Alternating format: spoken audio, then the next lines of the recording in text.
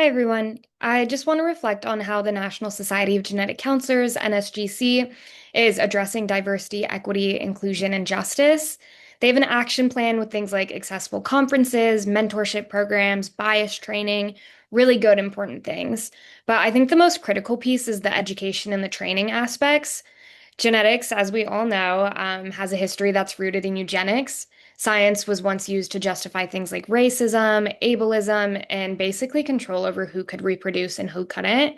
And that history doesn't just disappear. It shapes who feels welcome in the profession, whose voices are trusted, and basically how patients still experience care today. I think the whiteness in our field isn't just a footnote, it's still a framework in a lot of the things that we do, and it needs to be addressed. And education and training are basically what help us confront this.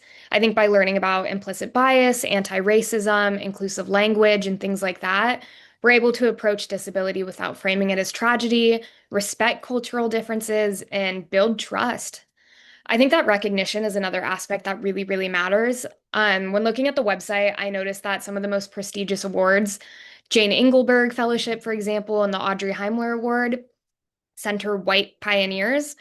I think that honoring them is great and they did really significant and amazing work. But when white faces are the only ones that we're celebrating, it erases leaders like Barbara Harrison, for example, who is a Black genetic counselor who has a lot of mentorship and advocacy and leadership, and I think profoundly shaped the field.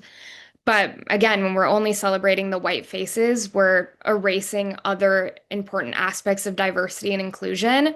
So while I think that NSGC has made really, really, really important progress, these aren't just check boxes.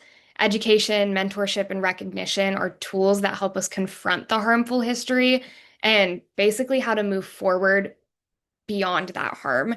So I really hope we can continue to be a profession that's grounded in justice, equity, and inclusion.